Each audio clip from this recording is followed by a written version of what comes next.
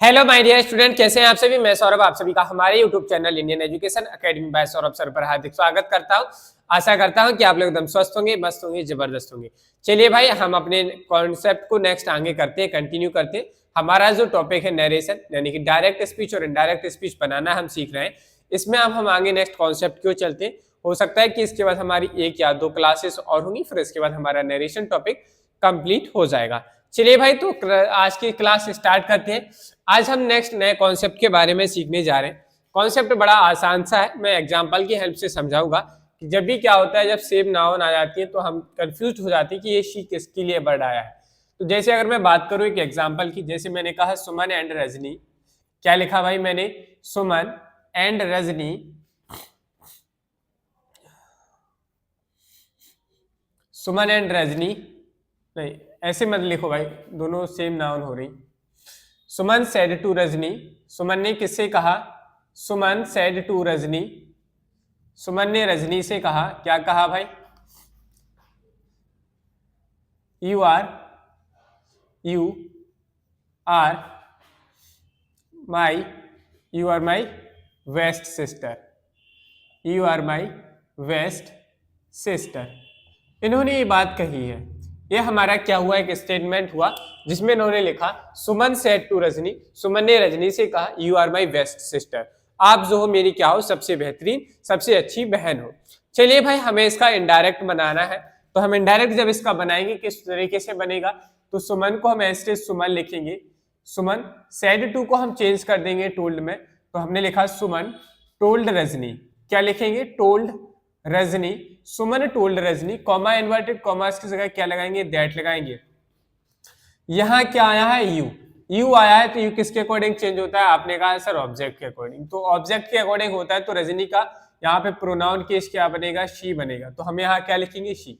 Are को हम किस में चेंज करेंगे? वॉज वर्ब में। शी सिंगुलर है तो इसके अकॉर्डिंग वॉज आया। माई किसके अकॉर्डिंग होता है? माई भी हमारा जो चेंज होता है सब्जेक्ट के अकॉर्डिंग चेंज होता है। तो सुमन के अकॉर्डिंग यहाँ क्या आ जाएगा? हर वेस्ट सिस्टर। हर वेस्ट सिस्टर। और ये हमारा क्या बन गया? इनडायरेक्ट स्पीच बनकर तैयार हुआ। अब बात आती है सर, ये सी जो आया है ये किसके लिए आया है? हमारा जो कॉन्सेप्ट है वो इसी बात के लिए है। सी ये आया है किस बात के लिए आया है? किस लड़की के लिए आया है? सुमन के लिए आया है कि रजनी के लिए आया है? हम ऐसे स्टेटमेंट में कंफ्यूज हो जाते हैं कि आखिर ये सी आया किसके लिए? सुमन के लिए आया है, रजनी के लिए आया है? तो एग्जाम में कभी कभी क्या होता है, हमें इस तरीके का क्वेश्चन देखने को मिलता है। इनडायरेक्ट स्पीच डायरेक्ट आती है एरर के फॉर्म में। तो हम वहां हमारे माइंड में ये बात आती है कि सर क्या सी ने अपने लिए ऐसा कहा होगा? शी अब ये किसके लिए आया? तो जब भी ऐसा डाउट आता है तो हमें यहाँ क्या करना होता है? इसे निग्लेक्ट करना होता है। अगर सेम पर्सन के लिए आया है, सुमन के लिए आया है, तो यहाँ हम इस सी को निग्लेक्ट करते हैं, मतलब इसे लिखना नहीं है। अगर आता है तो हमें लिखना पड़ेगा, चलो लिखा भी हमने। लेकिन अगर हम बात करें, हमने जो स्टेटमेंट बनाया है इनडायरेक्ट, वो रजनी के अकॉर्डिंग यहाँ शी आया, तो आप इसका एक और क्या आंसर लिख सकते हैं वो देखिए। फिर आप जो है इसका दूसरा आंसर लिखेंगे। क्या लिखेंगे? आप बाकी सब कुछ सेम लिखेंगे। सुमन टोल्ड रजनी। सुमन टोल्ड रजनी। सुमन ने किससे कहा भाई? रजनी से कहा। Suman told Rajni, comma inverted commas की दैट। यहां हमने सी की, रजनी किसकी जगह लिखा था? रजनी की जगह शी लिखा था, तो आपको यहां मेंशन कर देना है रजनी। रजनी वॉज, फिर यहां लिखेंगे हम हर वेस्ट फ्रेंड, हर वेस्ट सिस्टर, हर वेस्ट सिस्टर। ठीक है भाई। तो अब यहाँ पे हमारा क्या चल गया? अब हमने हमारा क्या हो गया कि रजनी जो है किसकी बेस्ट सिस्टर है? हमारा रजनी जो है सुमन की बेस्ट सिस्टर है। ये हमारा स्टेटमेंट। तो हम इस तरीके से भी क्या कर सकते हैं? इनडायरेक्ट स्पीच बना सकते हैं। बट कब? जब हमारा यहाँ पे दोनों सेम जेंडर के लोग हैं और उनको भी कंफ्यूजन क्रिएट हो जाता है। तो उस कंफ्यूजन को दूर करने के लिए हम जो नाम आता है उसको फिर यहाँ प्रोनाउन ना यूज करते हुए डायरेक्टली जो नाउन आता है उसको लिख देते हैं, जिससे कि हमारा कंफ्यूजन दूर हो जाए। साधारण सा एक सिंपल सा हमारा कॉन्सेप्ट था। चलो भाई, अब हम नेक्स्ट आगे की ओर बढ़ते हैं। और हमारा जो आज के से जो नेक्स्ट कॉन्सेप्ट स्टार्ट होने वाला है ये बहुत ही इंपॉर्टेंट है। चलो भाई समझते हैं इंपॉर्टेंट क्या है इस बात में। तो हमें सीखना है, तो लिखेंगे change of interrogative sentences, change of interrogative sentences change of interrogative sentences into, किसमें चेंज कर रहे हैं, इनडायरेक्ट स्पीच। इनडायरेक्ट स्पीच में हम कैसे चेंज करते हैं, हमें इसी बात को क्या करना है, इनडायरेक्ट स्पीच, हम इस बात को सीखने जा रहे हैं।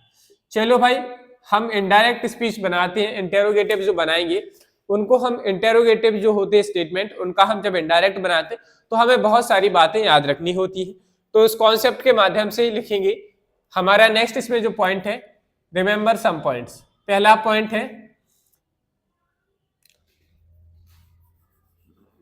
हाँ ये हमारी हेडिंग हो गई भाई। अब इसमें कॉन्सेप्ट लिखो, कॉन्सेप्ट नंबर 1, कॉन्सेप्ट नंबर 1। इसमें कॉन्सेप्ट नंबर 1 क्या है वो समझो भाई। इसमें कॉन्सेप्ट नंबर 1 कहता है interrogative, interrogative, interrogative forms are changed, interrogative forms are changed into assertive sentence या assertive form, assertive form। क्या लिखा भाई, मैंने लिखा interrogative forms are changed into assertive form। assertive form में चेंज होगा, यानी that means क्या हुआ, इसका मतलब ये हुआ कि जो हमारे पास इंटेरोगेटिव, रिपोर्टेड स्पीच में जो इंटेरोगेटिव सेंटेंस होगा उसका जब हम क्या करेंगे, इनडायरेक्ट बनाएंगे, तो उसका जो इनडायरेक्ट बनेगा वो हमारा क्या बनेगा, असर्टिव बनेगा, यानी कि सिंपल बनेगा। या तो आप उसे नेगेटिव बना सकते हैं या आप उसे अफर्मेटिव बना सकते हैं, ये दो तरीके से ही बनेगा। इंटेरोगेटिव का इंटेरोगेटिव आप इनडायरेक्ट स्पीच नहीं बना सकते। पहली बात तो हमने ये सीखी, जब सर हम इंटेरोगेटिव का असर्टिव बनाएंगे तो सिंपल सी बात है, हमें उसी के बेसिस पे हमें हेल्पिंग वर्ब यूज करनी होगी, वर्ब यूज करनी होगी, बिल्कुल बात करनी होगी। तो सब्जेक्ट के बाद ही हम क्या लिखेंगे, फिर वर्ब लिखेंगे, इसमें कोई डाउट नहीं है ना। चलो अब इसके साथ हमारे लिए एक और बात आती है। क्या बात आती है सर, बात ये आती है सर कि जब हम इसका इंटेरोगेटिव फॉर्म बना रहे हैं, चलो अच्छी बात, तो सर कॉमा इन्वर्टेड कॉमास की जगह हम क्या यूज करेंगे, कॉमा इन्वर्टेड कॉमास की जगह हम क्या यूज करेंगे, हमें बताइए। तो लिखिए भाई नेक्स्ट कॉन्सेप्ट, कॉन्सेप्ट नंबर 2। इसमें हमारा कॉन्सेप्ट नंबर 2 कहता है कि हम क्या करते हैं, जब भी इंटेरोगेटिव सेंटेंस आएगा तो लिखेंगे in interrogative sentences, in interrogative, in interrogative sentences,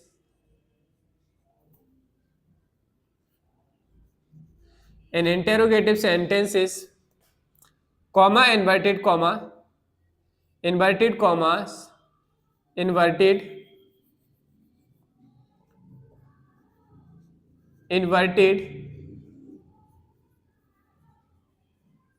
commas are changed into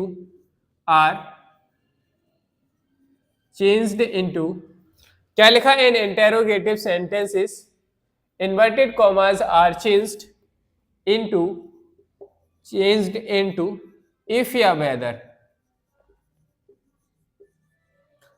किस में बदल जाता है, if या whether में बदल जाता है।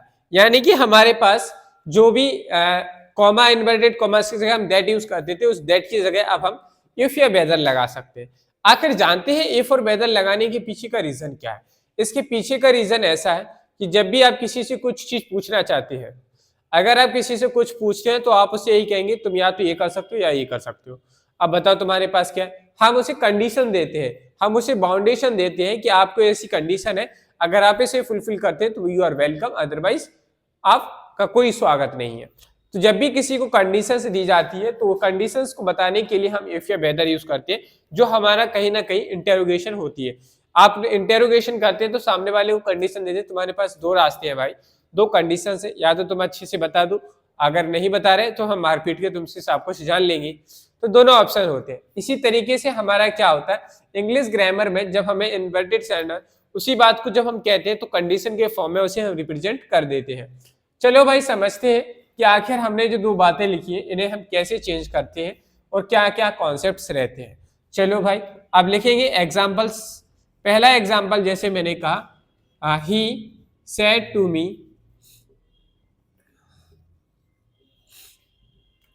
He said to me, he said to me, comma inverted commas, ठीक है, he said to me comma inverted commas, where is the letter, where is the letter, letter कहाँ है। चलो भाई, ये हमारा क्या बना, एक हमारा इंटेरोगेटिव क्या बन गया, डायरेक्ट स्पीच आ गई। क्या आ गई, डायरेक्ट स्पीच। इंटेरोगेटिव कैसे है, लास्ट में क्वेश्चन मार्क लगाया, इससे हमें पता चला कि जो हमारी रिपोर्टेड स्पीच है ये कैसी है, इनडायरेक्ट है, इनडायरेक्ट है। चलो भाई, यहां देखो क्वेश्चन वर्ड भी आ गया, डायरेक्ट स्पीच है लेकिन किसमें, इंटेरोगेटिव में है। चलो भाई, अब हमें इसका क्या बनाना है, हमें जब हम इसे चेंज करते हैं, यानी कि जब हम इसका इनडायरेक्ट बनाएंगे, तो आपको याद रखना है कि यहां हमारी जो सेड टू की जगह कुछ वर्ब आती है, अभी हम आगे इसके बारे में बात करेंगे। यहां हम लिखेंगे आस्क्ड, क्या लिखेंगे, आस्क्ड। सेड टू को किस में चेंज करते हैं, आस्क्ड। मैंने आपको पहले भी बताया था कि जब हम इंटेरोगेटिव सेंटेंसेस पढ़ेंगे तो सेड टू को हम किस में चेंज करते हैं, आस्क्ड में, आस्क्ड में। तो हमने लिखा यहाँ पर he asked me, comma inverted commas की जगह आप इफ लगा सकते हैं या वेदर, आपका जो भी मन करता है आप वो लिखिएगा। अगर आपको इफ दे लगाना है इफ लगाइए, वेदर लगाना है वेदर लगाइए, दोनों सही है, ठीक है भाई, दोनों सही है। अब देखिए, जब हम क्या करेंगे, इसे जब हम अफर्मेटिव बनाएंगे, असर्टिव बनाएंगे, यानी कि इसे सिंपल बनाएंगे, तो हमारा द लेटर क्या बनेगा, हमारा सब्जेक्ट बनेगा। द लेटर जो है थर्ड पर्सन को रिप्रेजेंट कर रहा है, तो हम यहाँ क्या लिख देंगे, as it is the letter लिख देंगे। अब आपको इसमें कोई दिक्कत है कि नहीं, नहीं है ना सर। यहाँ देखो एजारम आया है, एजारम आया है तो किसमें चेंज होगा, वॉज वर्ब में। द लेटर सिंगुलर है तो इसके अकॉर्डिंग क्या आएगा, वॉज आएगा, और लास्ट में क्या लगाएंगे, फुल स्टॉप। जो इंटेरोगेटिव वर्ड है ये भी हमारा हट गया।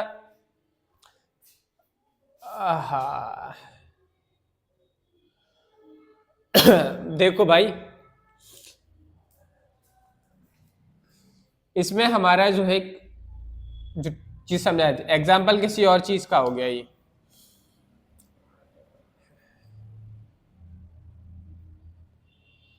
यहां इसको इरेज कर लीजिए, फेयर मत लिखिए।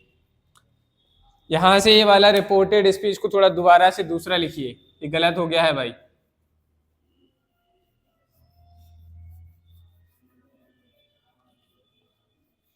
देखिए भाई, यहां लिखेंगे हम is the letter, is the letter writing, is the letter writing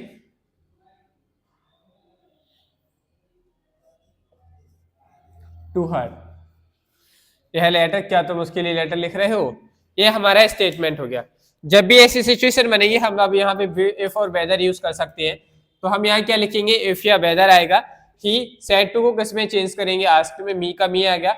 अब यहाँ पे हमारा ऐसे सिचुएशन है, तो हम यहाँ क्या यूज करेंगे, इफ या वेदर करेंगे। इंटेरोगेटिव स्टेटमेंट है, इंटेरोगेटिव स्टेटमेंट है, तो हमने यहाँ पे क्या लिखा, इफ या वेदर यूज किया। फिर हमारा यहाँ द लेटर क्या है, सब्जेक्ट है, इसे हम क्या बनाएंगे, सब्जेक्ट बनाएंगे। तो हम यहाँ पे क्या लिखेंगे, the letter as it is लिखेंगे। क्या लिखेंगे भाई, the letter as it is लिखेंगे। इस है, इसे हम वॉज वर्ब में चेंज करेंगे, तो यहाँ क्या आ जाएगा, वॉज आ जाएगा। राइटिंग हमारी जो वर्ब है, इसको हम एज इट इज लिखेंगे, इसमें कोई भी चेंज हमें देखने को नहीं मिलेगा। राइटिंग टू हर, हर यहाँ किसके लिए आया, हर को अब किसके अकॉर्डिंग चेंज करते हैं, ऑब्जेक्टिव किस, थर्ड पर्सन है, ये एज इट इज रहेगा, इसमें कोई चेंज नहीं आएगा। और यहाँ हमें लास्ट में फिर क्या लगाना है, फुल स्टॉप लगाना है। इस तरीके से जो है हमारा इनडायरेक्ट स्पीच बनकर तैयार हो जाता है। चलो भाई, एक बार फिर से एक नेक्स्ट एग्जांपल की हेल्प से समझते हैं इस बात को। जैसे मैंने कहा, my mother said to me, my mother said to me, said to me, comma inverted commas, are you watching movie, are you watching movie. ये हमारी डायरेक्ट स्पीच हुई। मैंने क्या लिखा, मैंने लिखा my mother said to me, are you watching movie. मेरी माँ ने कहा, क्या तुम मूवी देख रहे हो। इंटेरोगेटिव स्टेटमेंट है। इंटेरोगेटिव स्टेटमेंट से जब भी हमें ऐसा स्टेटमेंट देखने को मिलेगा, तो हम इसका कैसे चेंज करेंगे, इस चीज सीखना है। चलो भाई, तो देखो हमारा माई मदर है, इसे हम एज इट इज रखेंगे। क्या लिखेंगे भाई, माई मदर को हम एज इट इज रखेंगे, इसमें कोई चेंज नहीं आएगा। देखो भाई सेड टू को हम किस में चेंज कर देंगे, यहाँ पे हम आस्क्ड में चेंज कर देते हैं। यहाँ हमारा क्या आ गया, ask. My mother asked me, comma inverted commas की जगह हम क्या लाए, तो देखो यहाँ हमारा क्या है, स्टेटमेंट इससे शुरू हुआ है, तो हमें यहाँ क्या लगाना है, इफ या वेदर में से किसी एक चीज को लगा सकते हैं। तो हमने यहाँ पे लिखा इफ। अब हमारा यू किसके अकॉर्डिंग चेंज होता है, आपने कहा सर ऑब्जेक्ट के अकॉर्डिंग चेंज होता है, तो यहाँ मी के अकॉर्डिंग यहाँ कौन सा सब्जेक्टिव किस आना चाहिए, आई आएगा। अब आई के साथ यहाँ पे हमें हेल्पिंग वर्ब क्या दी गई, आर दी गई, तो इसे किसमें चेंज करेंगे, वॉज वर्ब में। वॉज वर्ब में चेंज करेंगे तो आई के साथ क्या आएगा, वॉज या वर, तो आई के साथ आता है वॉज, तो हमने यहाँ क्या लिखा, आई के साथ वॉज। बाकी हमारा जो भी दिया है एएसएस रहेगा, वॉचिंग मूवी। और लास्ट में क्या लगाएंगे, हमें क्वेश्चन मार्क नहीं लगाना है भाई, अगर आप क्वेश्चन मार्क लगा देंगे तो सब कुछ गलत है। और ये हमारा यहाँ पे लास्ट में आपको क्या लगाना है, फुल स्टॉप लगाना है। इस तरीके से हमारा ये है स्टेटमेंट बनकर, यानी कि इनडायरेक्ट स्पीच बनकर कंप्लीट हो जाती है। अब बात आती है सर, एक क्वेश्चन आया हमारे मान में कि सर हमें कैसे पहचाने कि यहाँ हमें इफ या वेदर यूज करना है। चलो भाई उसी को आगे हम समझने वाले हैं। नेक्स्ट स्लाइड में हम इसी कॉन्सेप्ट के बारे में समझेंगे कि कब इफ या वेदर आएगा, क्या क्या हमें करने। अभी हमने सिर्फ दो कॉन्सेप्ट सीखे। क्या सीखा, इंटेरोगेटिव स्टेटमेंट का असर्टिव हमारा क्या बनेगा, इनडायरेक्ट बनेगा। दूसरा क्या है, हमारे पास जो भी इंटेरोगेटिव स्टेटमेंट्स आता है तो उसमें हम इफ और वेदर यूज करते हैं, लेकिन कब यूज करते हैं अब हमें सीखेंगे। पहले आप लोग इतना नोट डाउन करिए, फिर हम आगे क्लास को कंटिन्यू करते हैं। कॉन्सेप्ट के बारे में सीखते हैं। लिखिएगा, the reporting verb, the reporting verb, जो हमारी रिपोर्टिंग वर्ब होती है कौन सी, the reporting verb said to changed said to changed into, किसमें चेंज होती है, आस्क्ड में चेंज होती है, इनक्वायर्ड में चेंज होती है, इनक्वायर्ड में चेंज होती है, डिमांडेड में चेंज होती है। जो जैसी सिचुएशन आती है उस हिसाब से हम यहाँ पे रिपोर्टिंग वर्ब का सेड टू के लिए ये चीज, अगर कुछ पूछा जा रहा है तो हम यहाँ आस्क लगाएंगे, अगर किसी से कोई इंक्वायरी की जाएगी तो इंक्वायर्ड, कुछ डिमांड की जा रही है तो हम डिमांडेड। ईटीसी हमारे पास वर्ब्स होती हैं जिन्हें हम यूज करते हैं। ठीक है, नेक्स्ट अगर हम बात करें नेक्स्ट कॉन्सेप्ट की, तो नेक्स्ट कॉन्सेप्ट क्या है इसमें समझिए, और अब हम समझेंगे कि किस सिचुएशन में हमें क्या यूज करना है। इफ या वेदर में बता चुका हूं, कब यूज करते हैं वो समझिएगा। when the reported speech, when the reported speech, when the reported speech is started, when the reported speech begins with reported speech begins, reported speech begins with helping verb, begins with किसके साथ शुरू होती है, helping verbs. अगर helping verbs से शुरू हो रही है, when the reported speech begins with helping verbs, helping verbs, the commas, the inverted commas या the commas are changed, are changed into if या whether, if या whether।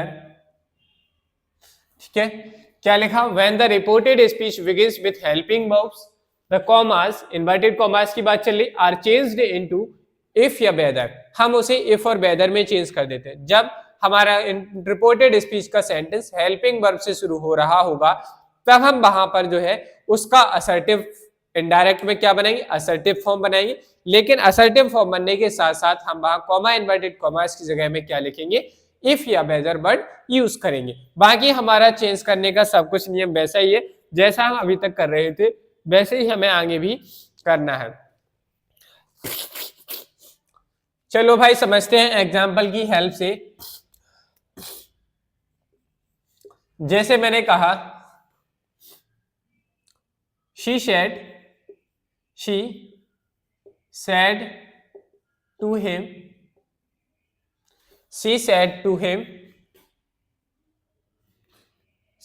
to him, will you marry me. हंसिएगा मत भाई, हाँ मजाक वाली बात नहीं है। She said to him, she ने हिम से कहा, क्या कहा, विल यू मैरी मी, क्या तुम मुझसे शादी करोगी। अरे भाई मैं नहीं कह रहा हूँ, ये स्टेटमेंट बोल रहा है ऐसा, ठीक है। She said to him, she ने हिम से कहा, क्या कहा, विल यू मैरी मी, क्या तुम मुझसे शादी करोगे। यहां देखिए सी ने हिम से पूछा है, क्या कर रही, सी जो है वो हिम से पूछ रही है, उसने जो वो पूछा वो आपके सामने लिखा है। अब हम क्या करेंगे, जब हम इसे इनडायरेक्ट स्पीच में चेंज कर रहे होंगे तो हमें याद रखना है, पूछने वाली बात चलिए तो सेड टू को हम किस में चेंज करेंगे, आस्क्ड में चेंज करेंगे। इस कॉमा इन्वर्टेड कॉमास को क्या करेंगे, इफ या वेदर में चेंज करेंगे। चलो भाई इसका इनडायरेक्ट बनाते हैं, तो कैसे बनेगा, सबसे पहले सी हमारा एस्टेज रहेगा, पूछा जा रहा है तो हम यहाँ क्या वर्ब यूज करेंगे, ask. C asked him, she ने हिम से पूछा, क्या पूछा, इफ या वेदर में से क्या लिखते हैं भाई, आपने कहा सर इफ लिख दीजिए, चलो भाई इफ लिख देते हैं। विल हमारा देखो, अब हमें इसको बनाने से पहले सोचना है, हमें डायरेक्टली यहाँ पे विल नहीं लिखना है, समझिएगा। सबसे पहले हम असर्टिव फॉर्म बनाएंगे। असर्टिव फॉर्म में सबसे पहले क्या आता है, सब्जेक्ट आता है। सब्जेक्ट आता है तो यहाँ हमारा सब्जेक्ट क्या, यू। यहाँ हम यू डायरेक्ट लिखेंगे क्या, नहीं लिखेंगे। सबसे पहले आपको ये देखना है यू जो हमारा चेंज होता है तो किसके अकॉर्डिंग चेंज होता है, तो आपने कहा यू सब ऑब्जेक्ट के अकॉर्डिंग चेंज, हिम लिखा, हिम का सब्जेक्टिव केस क्या होता है, ही, तो हमें यहाँ क्या लिखना होगा, ही।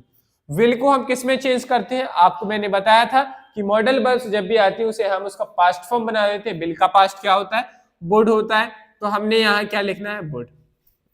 जो वर्ब का फर्स्ट फॉर्म है एस्टेज रहेगा, मैरी का मैरी रहेगा। मी किसके अकॉर्डिंग चेंज होता है, आपने कहा सर सब्जेक्ट के अकॉर्डिंग। शी हमारा सब्जेक्ट है, इसका ऑब्जेक्टिव केस क्या बनेगा, she he would marry her. और लास्ट में क्या लगाएंगे, फुल स्टॉप लगाएंगे। ये हमारा क्या हो गया, इनडायरेक्टली बात हो गई। तो क्या हो गया इनडायरेक्ट स्पीच, हमने लिखा सी आस्क्ड हिम, सी ने हिम से पूछा, क्या पूछा, if he would marry her, if he would, यदि भाई उससे, क्या भाई उससे शादी करेगा, है, तो ये कंडीशंस हो गई। उसने ऐसा बताया कि क्या भाई मुझसे शादी करेगा, ऐसा उसने पूछा। तो भाई ये हमारा क्या हो गया, इनडायरेक्ट स्पीच बनकर तैयार हो गई। चलिए भाई अब हम बात करते हैं नेक्स्ट एग्जांपल की। वंस अगेन एक बार फिर से ट्राई करेंगे, जिसको आ जाए वो अपना आंसर कमेंट बॉक्स में कमेंट करते चलिएगा भाई। जैसे मैंने लिखा,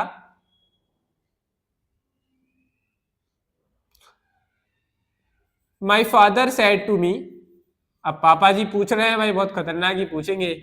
my father said to me, my father said to me, comma inverted commas, are you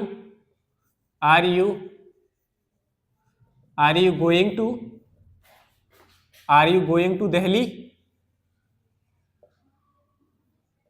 देखिए भाई पापा जी ने पूछा है आपसे, my father said to me, मेरे पिताजी ने पूछा, are you going to Delhi, क्या आप दिल्ली जा रहे हो। चलो भाई अब हमें क्या करना है, इसका इनडायरेक्ट बनाना है। जब हम इसका इनडायरेक्ट बनाएंगे तो बताइए क्या रहेगा, माई फादर जो है हमारा एस्टेज रहेगा, हमें बस वर्ब को चेंज करने पे ध्यान देना है।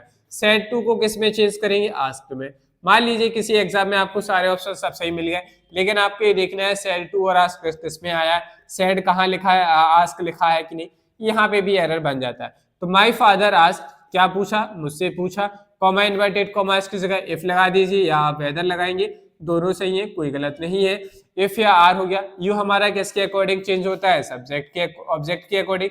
ऑब्जेक्ट क्या है, मी का सब्जेक्टिव केस क्या होगा, आई के साथ इजारम में आया, किस में चेंज करेंगे, वॉज वर्ब में। वॉज वर्ब में चेंज होगा तो आई के अकॉर्डिंग यहाँ क्या आना चाहिए, वॉज या वर्ब, आपने कहा सर वॉज आएगा, तो हम यहाँ क्या लिखेंगे, वॉज। बाकी हमारा जो टेंस कंटिन्यूअस प्रोसेस में है वो कंटिन्यूअस प्रोसेस में ही रहेगा, दिल्ली को चेंज नहीं करेंगे क्योंकि ऑलरेडी ये क्या है, थर्ड पर्सन है, तो यहाँ दिल्ली आ गया। लास्ट में आपको याद रखना है कि यहाँ क्वेश्चन मार्क नहीं लगाना है, अगर आप क्वेश्चन मार्क लगाएंगे आपका मार्क्स कट जाएगा, आपका आंसर गलत है, समझे। आपको यहाँ हमेशा क्या यूज करना है, फुल स्टॉप यूज करना है।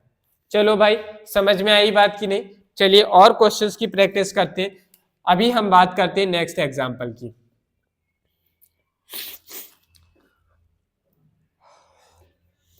नेक्स्ट जैसे मैंने कहा,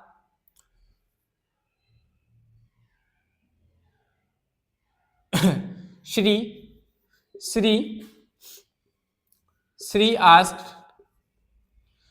asked me, comma inverted commerce, Shri asked me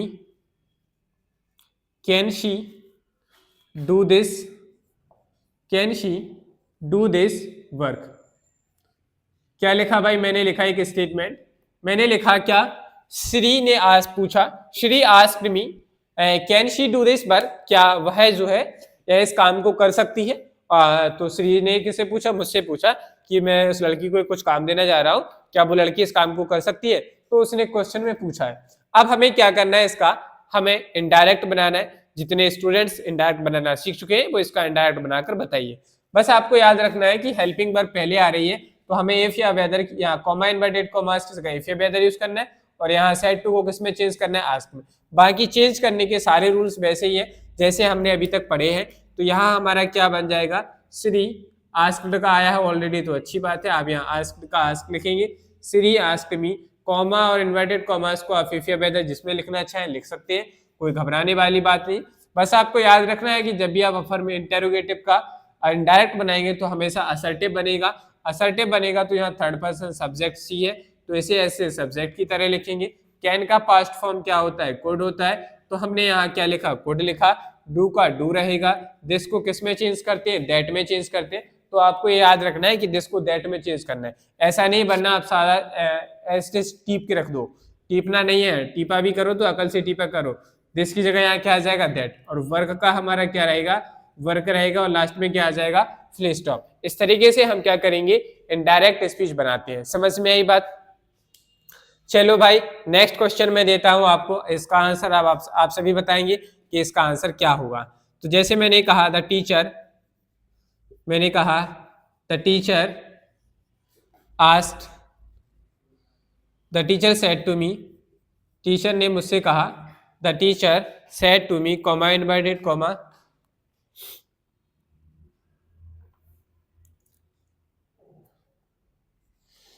क्या लिखा मैंने? लिखा आर यू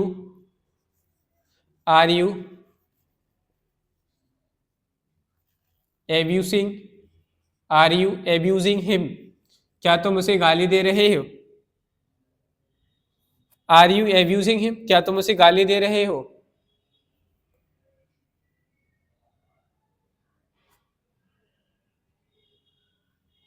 आर यू की जगह यहां दे रहे थे लिखो, वॉज वर्ब में लिख लो। वर यू एब्यूजिंग हिम, तुम उसे गाली दे रहे थे। ये हमारा क्या बन गया? एक बेहतरीन सा क्वेश्चन बनकर तैयार। इसका आंसर बताइए क्या बनेगा भाई आप लोग?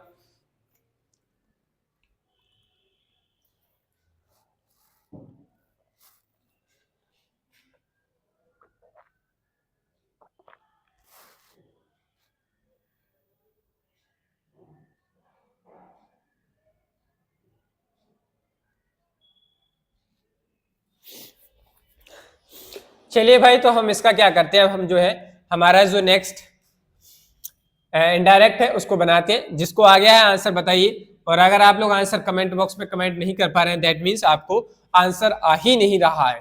अगर आ रहा है तो कमेंट बॉक्स में कमेंट करके बताओ फटाफट। लिखेंगे क्या बनाएंगे? इनडायरेक्ट बनाएंगे तो लिखिएगा द टीचर। मेरा आंसर आने से पहले कमेंट बॉक्स में कमेंट कर दो फटाफट। द टीचर सेड टू को किस में चेंज करेंगे? आस्क्ड में। The teacher asked me, teacher ने मुझसे पूछा। क्या पूछा भाई? The teacher asked me, comma inverted commas की जगह इफ या वेदर जो भी आप लिखना चाहें लिख सकते हैं। मैंने इफ लिखा क्योंकि इसमें कम वर्ड है लिखने के लिए।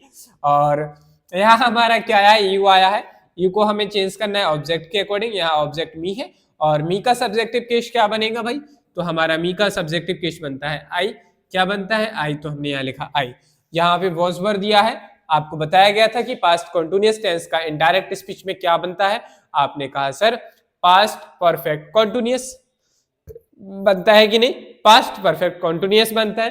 तो यहाँ हमें पास्ट परफेक्ट कॉन्टिन्यूअस यानी कि helping verb had been plus verb की फर्स्ट फॉर्म में आईएनजी। हैड बीन लिखा, एब्यूजिंग ऑलरेडी लिखा हुआ है तो हम इसे ऐसे एज इट इज लिख देंगे एब्यूजिंग। और यहाँ क्या आ जाएगा हमारा? हम थर्ड पर्सन है इसे एज इट इज लिख देंगे। और लास्ट में क्या आएगा हमारा? क्वेश्चन मार्क आ जाता है। इस तरीके से हम क्या करते हैं, इन जो ऐसे स्टेटमेंट, ऐसे इंटेरोगेटिव स्टेटमेंट्स जो हमारे हेल्पिंग वर्ब से शुरू होते हैं उनका इनडायरेक्ट स्पीच हम इस तरीके से बनाते हैं। क्या आपको बात समझ में? बाकी रूल्स हमारे सारे सेम है कि हम प्रेजेंट कंटिन्यूअस को किस में चेंज करेंगे? पास्ट कंटिन्यूअस में। पास्ट कंटिन्यूअस को चेंज करेंगे पास्ट परफेक्ट कंटिन्यूअस में। ये सारे हमारे रूल्स जो हमने पढ़े थे अभी तक वो सारे ऐसे उसी हिसाब से चेंज होते हैं। समझ में आई बात? अगर आपको क्लास पसंद आई है और लग रहा है कि नहीं सही क्लास चल रही है तो अपने फ्रेंड्स के साथ भी शेयर कर दो कि वो भी इस क्लास से जुड़ जाए। चलिए भाई आप लोग इसे नोट डाउन करेंगे फिर हम आगे कंटिन्यू करते हैं। नेक्स्ट कॉन्सेप्ट की बात करते हैं। नेक्स्ट कॉन्सेप्ट बहुत ही बेहतरीन सा है, इसी से रिलेट करता हुआ है। क्या है भाई? अब हमें लिखना है, साथ में नोट करिएगा आप लोग। when the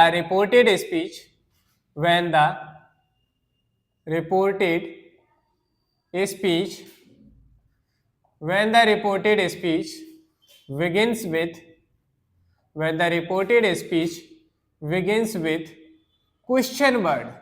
ध्यान रखिएगा, अब मैंने क्वेश्चन वर्ड लिखवाया, पहले मैंने क्या लिखवाया था? Helping word.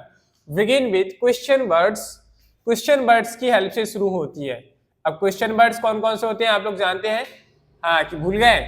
याद है कि नहीं? जानते हैं ना? हाँ, very good. Question words begin with question words. The commas क्या है? जो हमारा कॉमा इन्वर्टेड कॉमास था, the commas are changed, the commas are changed, the commas are changed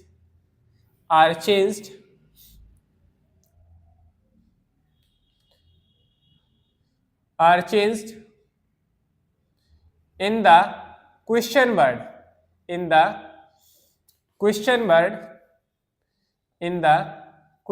word that is question word।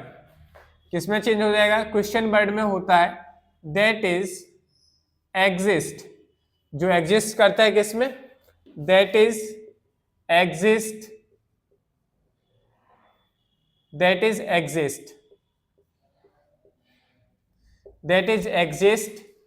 In direct speech. चलो भाई, जो लिखा गया है इसको समझते हैं। इसमें लिखा गया है कि हमारा जो रिपोर्टेड स्पीच है जब वो किससे शुरू होता है? क्वेश्चन वर्ड से शुरू होता है। जब क्वेश्चन वर्ड से शुरू हो रहा होगा, हम इसका जब इनडायरेक्ट बनाएंगे तो इनडायरेक्ट बनाते समय हमें याद रखना है कि जो हमारा कॉमा इन्वर्टेड कॉमा था उसे हम चेंज करेंगे किसमें?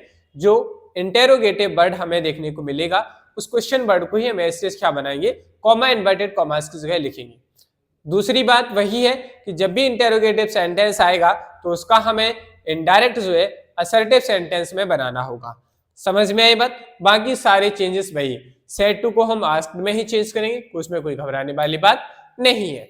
चलो भाई, तो हम बात करते हैं एग्जाम्पल्स की और समझते हैं कि जो कहा गया है वो कैसे करना है।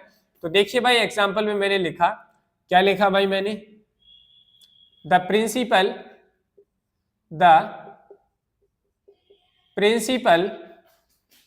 said to me,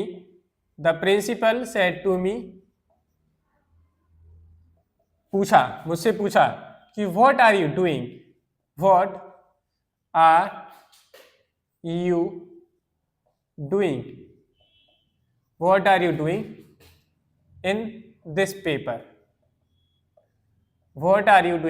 in this paper? ये हमारे सामने क्या हो गई? Direct speech. क्या लिखा गया है? The principal said to me, principal ने मुझसे पूछा what are you doing in this paper? आप इस पेपर में क्या कर रहे हैं सर? है तो अब हमारे सामने इंटेरोगेटिव वर्ड्स है, बट आप देखिए, थोड़ा ध्यान दीजिए, ये हमारी रिपोर्टेड स्पीच है। इस रिपोर्टेड स्पीच में हाँ सबसे पहले क्वेश्चन वर्ड आया है व्हाट। क्या क्वेश्चन वर्ड आया? व्हाट क्वेश्चन वर्ड आया जो हमसे क्वेश्चन पूछ रहा है। अब हमें याद रखना है कि हमें इसका क्या बनाना है? इनडायरेक्ट बनाना है। क्वेश्चन वर्ड आया है तो हमें इफ ऑप्शन देखना ही नहीं है। इफ और वेदर आप लगाएंगे तो सरासर अपने आंसर को गलत करवाने के लिए लगा रहे, मार्क्स कटवाने के लिए लगा रहे। जब भी क्वेश्चन वर्ड आएगा तो आपको उस क्वेश्चन वर्ड को ही क्या करना है? कॉमा इन्वर्टेड कॉमास की जगह यूज करना है। चलो भाई, सीखते हैं कि कैसे हम इसका इनडायरेक्ट बनाएंगे। तो द प्रिंसिपल है हमारे एस्टेज रहेगा, इसमें कोई चेंज नहीं आएगा, तो हम इसे एस्टेज लिखेंगे। The principal comma said to को किस में चेंज करेंगे? आस्क्ड में करेंगे, पूछ रहे हैं हमसे, तो आस्क मी का मी आ जाएगा। कॉमा इन्वर्टेड कॉमास की जगह कुछ नहीं, आपको जो क्वेश्चन वर्ड दिया गया इसे एस्टेज लिख देंगे। अब आपको सोचने की बात है, देखो भाई हमारा एक इंटेरोगेटिव सेंटेंस है। इंटेरोगेटिव सेंटेंस का हम नरेशन में इनडायरेक्ट में क्या बनाते हैं? असर्टिव सेंटेंस बनाते हैं। तो आपको इसको असर्टिव सेंटेंस बनाना है। बताइए, यहाँ यू लिखा है, यू किसके अकॉर्डिंग चेंज होता है? आपने कहा सर ऑब्जेक्ट के अकॉर्डिंग चेंज होता है। ऑब्जेक्ट यहाँ क्या है? मी है। मी का सब्जेक्टिव केस क्या होगा? आई होगा। तो हम यहाँ क्या लिखेंगे? आई। अब यहाँ देखो आर लिखा है, is are am plus being, is are am plus verb की फर्स्ट फॉर्म के साथ आईएनजी को हम चेंज करते हैं पास्ट कंटिन्यूअस टेंस में, यानी कि प्रेजेंट कंटिन्यूअस को चेंज करना है पास्ट कंटिन्यूअस में। तो आई के साथ यहाँ क्या आ जाएगा? वॉज आ जाएगा। डूइंग हमारी वर्ब है तो डूइंग का डूइंग रहेगा। इन की जगह इन प्रीपोजिशन आ जाएगी। दिस को हम किस में चेंज कर देंगे? दैट। और पेपर का हमारा पेपर आ जाएगा। और लास्ट पे क्वेश्चन मार्क लगाएंगे क्या? नहीं, हमें क्या लगाना है? यहाँ पे फुल स्टॉप लगा देना है। और हमारा क्या है? नरेशन बनकर तैयार हुआ, यानी कि इनडायरेक्ट स्पीच बनकर तैयार हो चुकी है। बताओ भाई, इसमें किसी को कोई डाउट है तो बताइए, कर लेंगे। आपको ऐसे करना है, आपको घबराना नहीं है कि व्हाट के बाद सर जी यहाँ पहले आना चाहिए था, नहीं। ये आपको याद रखना है कि यहाँ पे भी हमारा अगर नरेशन बनेगा तो नरेशन में ऐसा होता है और हम व्हाट के बाद इसको लिख सकते हैं। अब यहाँ पता है किसका काम कर रहा है? यहाँ पे ये रिलेटिव कंजंक्शन का, इंटेरोगेटिव कंजंक्शन का काम कर रहा है। तो ये रिलेट कराने का काम कर रहा है। समझ में आई बात? चलो, अगर हम बात करें नेक्स्ट एग्जाम्पल की, तो मैंने लिखा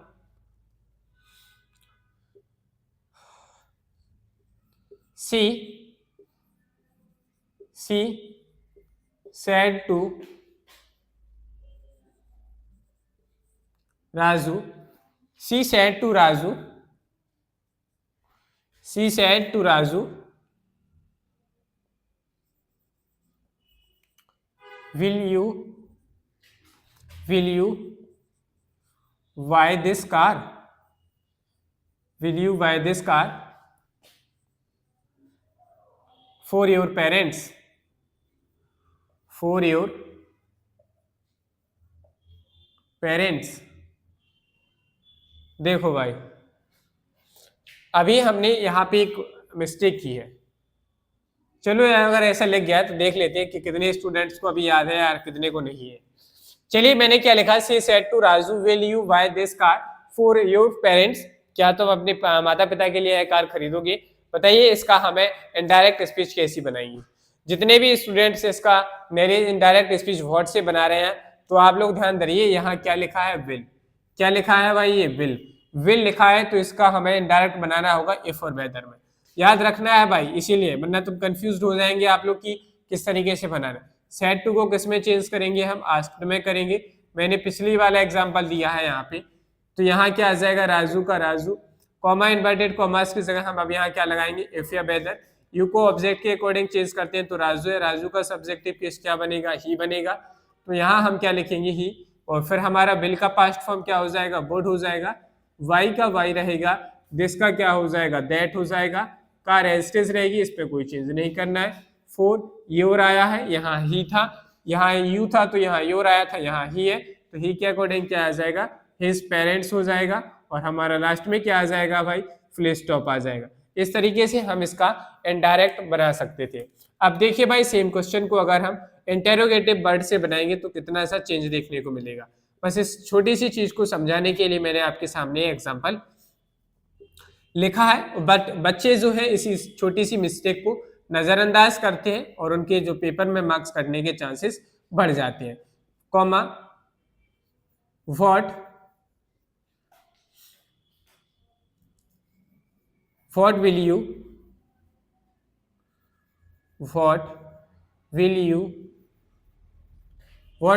buy for your parents? What will you buy for your parents?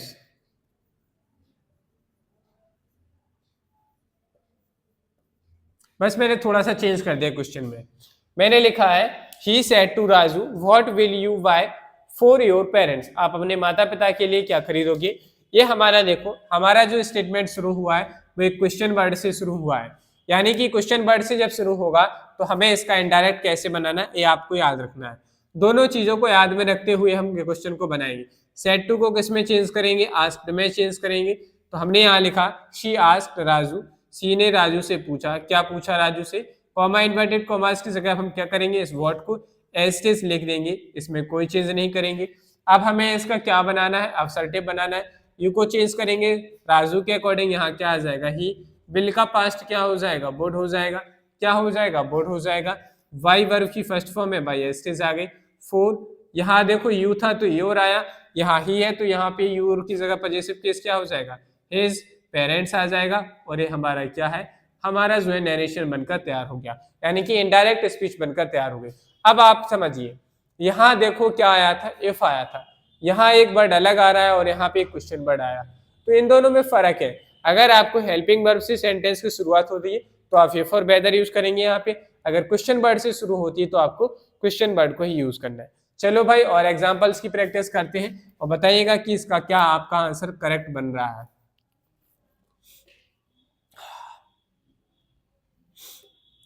मैंने कहा he said to Meena, comma inverted commas,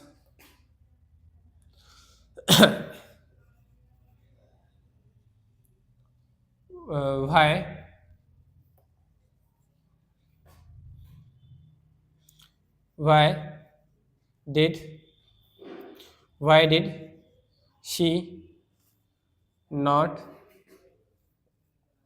come here?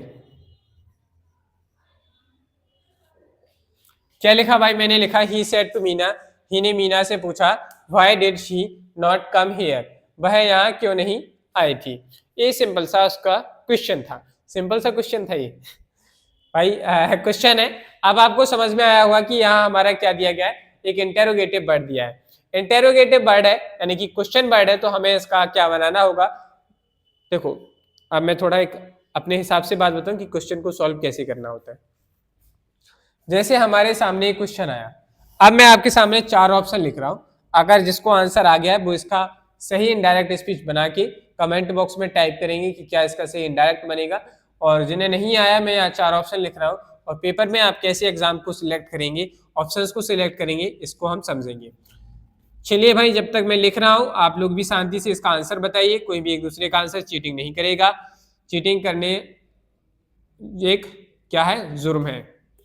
Cheating करना पाप है, नदी किनारे सांप है। चलो भाई कैसे लिखेंगे,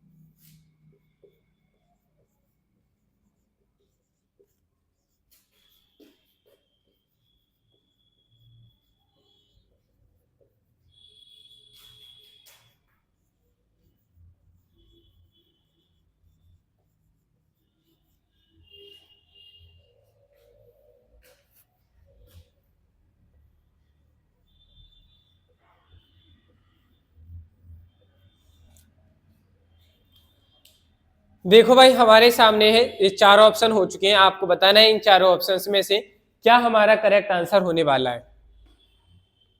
बताइए, ये 4 ऑप्शंस हमारे सामने है, इन चारों ऑप्शंस में से हमारे लिए क्या परफेक्ट आंसर बनेगा। चलो भाई समझते हैं। अगर हम बात करें कि जब हम पेपर में बैठे हुए हैं और हमारे सामने ऐसे 4 ऑप्शंस आते हैं, हमसे कहा गया कि आप इनमें से कोई एक आंसर सही सिलेक्ट कीजिए, तो हम किस तरीके से जाएंगे, किस अप्रोच से जाएंगे। हमें किस तरीके से पेपर में क्वेश्चन को सॉल्व करना है इसके बारे में समझते हैं। ये तो हम बनाना सीख रहे थे कि कैसे कैसे बनाते हैं। अब बात करते हैं कि पेपर में सॉल्व कैसे करेंगे, तो वो ऐसे करेंगे। चलो भाई कैसे करेंगे इसको समझते हैं। सबसे पहले आपको क्वेश्चन को एक बार ध्यान से पढ़ना है और बहुत सारी चीजों को नोट करना है कि आखिर इसमें जब हम डायरेक्ट स्पीच को पढ़ रहे होंगे, याद रखिएगा जब आप एक डायरेक्ट स्पीच को पढ़ रहे हैं, डायरेक्ट स्पीच को पढ़ते समय आपको कुछ बातें याद रखनी है कि आपको क्या क्या सिलेक्ट करना है। पहला आपको ये याद रखना है कि जो हमारी रिपोर्टिंग वर्ब होती है, रिपोर्टिंग वर्ब का टेंस किसमें है। अगर रिपोर्टिंग वर्ब का टेंस हमारा प्रेजेंट और फ्यूचर में होगा तो हमारी रिपोर्टेड स्पीच में जो वर्ब आएगी, जो टेंस होगा उस टेंस का टेंस वही रहेगा। बस हमें सब्जेक्ट के अकॉर्डिंग हेल्पिंग वर्ब्स को फिट करना पड़ता है। अगर हमारी रिपोर्टिंग वर्ब सेट टू यानी कि पास्ट टेंस में है, तब आपका ध्यान होना चाहिए रिपोर्टेड स्पीच की वर्ब पर, यानी कि उसके टेंस पर, कि रिपोर्टेड स्पीच में जो वर्ब आई है, जो टेंस आया है वो कौन सा है। जो भी टेंस होगा फिर आपको याद रखना है कि इस टेंस को हम इनडायरेक्ट स्पीच में किस टेंस में चेंज करते हैं। आपको इतनी बातें याद रखनी है, फिर हमें क्या करना है, क्वेश्चन को सॉल्व करना है। तो हमने सबसे पहले क्या किया, हमने डायरेक्ट स्पीच को रीड करना स्टार्ट किया। He said to Meena, past में आया, ठीक है। व्हाई डिड शी, यहाँ क्वेश्चन वर्ड शुरू हुआ है, यहाँ पे हमारा जो स्टेटमेंट शुरू हुआ है वो एक क्वेश्चन वर्ड से शुरू हुआ। पहली बात did, why did she not come, did आया है मतलब हमें इसका किसमें चेंज होता है ये पता रखना है, शी नॉट कम हियर। चलो अब हमने इस सेंटेंस को रीड किया तो हमें दो वर्ड समझ में को आई कि सर रिपोर्टेड स्पीच जो आई है वो क्वेश्चन वर्ड से शुरू है और टेंस हमारा पास्ट है। पास्ट इंडेफिनिट आया है, पास्ट इंडेफिनिट का जब हम इनडायरेक्ट बनाते हैं तो पास्ट परफेक्ट में चेंज होता है, यानी कि हमें ये देखना है व्हाई क्वेश्चन वर्ड एस्टिस रहेगा और हमें देखना है कि डिड और नॉट है, इसे हमने चेंज किया होगा हैड प्लस वर्ब की थर्ड फॉर्म में। चलो भाई ऑप्शंस को देखते हैं। पहला ऑप्शन है he asked Meena if why, तो हमें पूरा नहीं पढ़ना है, पेपर में हमें ऑप्शंस को पढ़ना नहीं है। पहले ऑप्शंस पे गए, हमने यहाँ देखा और यहाँ देखने को मिला हमें, देखो भाई शी हैड नॉट लिखा, हैड नॉट लिखा, बिल्कुल देखा आपने इसको ऐसी, आपने देखा यहाँ हैड नॉट है और आपने फटाफट इसको टिक कर दिया। आंसर नहीं करना है, थोड़ा समझ लो। अब बाकी की और चीजों पे भी नजर डालनी है। देखो भाई कैसे करेंगे, हमने देखा कि हमारे पास यहाँ हैड नॉट इसमें है, हैड नॉट इसमें भी है, हैड नॉट इसमें भी है, हैड नॉट इसमें भी है, मतलब हमारा काम अब बढ़ चुका है। हमें ये देखना है कि हेड नॉट के अलावा इसमें और क्या क्या चीजें हैं। तो सबसे पहले आपने देखा यहाँ सर क्वेश्चन वर्ड है, क्वेश्चन वर्ड है तो हमारा कॉमा इन्वर्टेड कॉमास की जगह क्वेश्चन वर्ड ही आना चाहिए था, यहाँ इफ एक्स्ट्रा आ चुका है, इसलिए हमारा ये ऑप्शन गलत है। अगर आप पेपर में यहाँ से टिक करके आते तो आपका मार्क्स तो कट गया। फिर हमने देखा कि सर यहाँ क्वेश्चन वर्ड था, इसमें भी हेड नॉट है, यहाँ क्वेश्चन वर्ड है तो शुरुआत जो स्टेटमेंट की होनी चाहिए थी कॉमा इन्वर्टेड कॉमास की जगह यहाँ क्वेश्चन वर्ड होना चाहिए, लेकिन यहाँ इफ आ गया तो सर ये भी हमारा आंसर क्या हो गया, गलत हो गया। चलो भाई अब थोड़ा समझने की जरूरत है, इसमें भी हेड नॉट लिखा, इसमें भी हेड नॉट लिखा, यहाँ पे भी वाई लिखा, यहाँ पर भी वाई लिखा, आपका काम थोड़ा और बढ़ गया। अब आपको देखना है कि यहाँ इसमें और क्या चेंज हो रहा था, नॉट कम, देयर आया, देखो क्वेश्चन में हियर है तो इसे देयर में चेंज करना है। देखो भाई इसमें लास्ट वाले ऑप्शन में वाई था, हेड नॉट था, लेकिन यहाँ क्या है, हियर है, तो ये गलत हो गया, तो हमारा ये आंसर क्या बनेगा, करेक्ट बनेगा। अब यहाँ थोड़ा, ये तो आपने आंसर टिक कर लिया, अब थोड़ा इस क्वेश्चन की यहाँ पे आ जाओ। यहाँ लिखा ही सेड टू मीना, तो आपको घबराना नहीं है कि सर यहाँ सेड टू क्यों लिखा, सेड टू को आप ऑलमोस्ट किस में कर सकते हैं, आस्क्ड में, तो ये भी सही बात है, लिखा रह सकता। अगर यहाँ आस्क्ड था तो भी सही था, सेड टू आया तो भी सही, आपको घबराना नहीं है। आपको इसी तरीके से क्या करना है, क्वेश्चन को, अपने आंसर को जो है सॉल्व करना होता है, क्वेश्चन को टिक करना होता है, ढूंढना होता है। तो इस तरीके से हम क्या करते हैं, क्वेश्चंस को आइडेंटिफाई करते हैं। समझ में आई बात। चलिए आशा करता हूं कि आज की क्लास आप लोगों को पसंद आई होगी। अगर क्लास पसंद आई है तो क्लास को लाइक करें, चैनल को सब्सक्राइब करें, बेल आइकन को प्रेस करें, जिससे कि आपको हमारी आने वाली नेक्स्ट क्लासेस का नोटिफिकेशन समय पर मिलता रहे, और वीडियोस को अपने फ्रेंड्स के साथ शेयर करें, जिससे कि वो भी इन क्लासेस से जुड़कर अपनी प्रिपरेशन को बेहतर कर सके। और अगर आपको क्लास अच्छी लगती है तो प्लीज कमेंट जरूर क्या करो, उससे हमें भी अच्छा लगता है, और आपने क्या सीखा इस क्लास से वो चीज हमें जानने को मिलती है। और इसके साथ अगर आपने कोई भी नई चीज सीखी है तो उसे कमेंट बॉक्स में जरूर कमेंट करके बताएं। चलिए भाई आज के लिए इतना ही रखते हैं, मिलते हैं कल।